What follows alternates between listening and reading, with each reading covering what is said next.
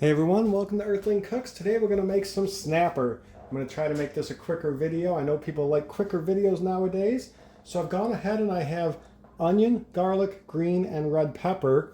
I have some put down here in the bottom here. You just want about equal parts, put them into the bottom of a pan. I'm just doing one, so I'm using a small pan. You want to make multiple, use a bigger pan. For the snapper itself, we're going to go to the skin side and just score it a little bit down.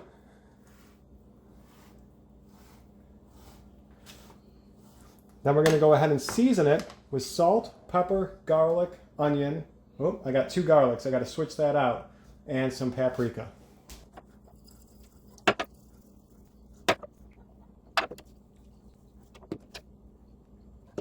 Now we'll go ahead and flip it to the other side. And we're going to season it up again. And also, I don't know if you can see my oven. You can't. But I've got it preheating to 375. I'll go ahead and season this up. Once seasoned, we're going to go ahead and top our fish again with the onion, garlic, green and red peppers. Garlic sometimes is sticky, but get it spread out.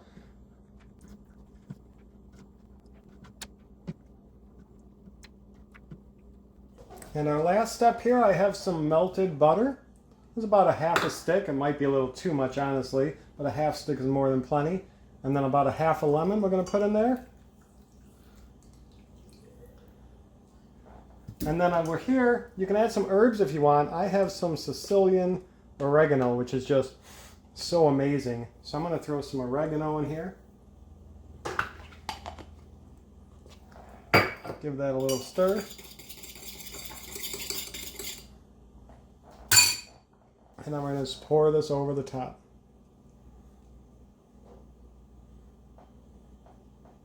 And for one fish, that's more than plenty.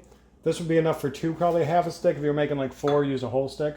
But it looks like about a quarter stick or so is good for 1.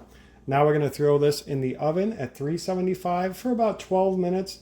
If your fish is a little thicker, you might need 15 minutes. We're almost done. This is a step you don't have to do, but I love to do it. Add some Parmesan on top. It's cooked for 10 minutes. I got a couple minutes left. Now you can use the bag stuff. I just like to use the block stuff.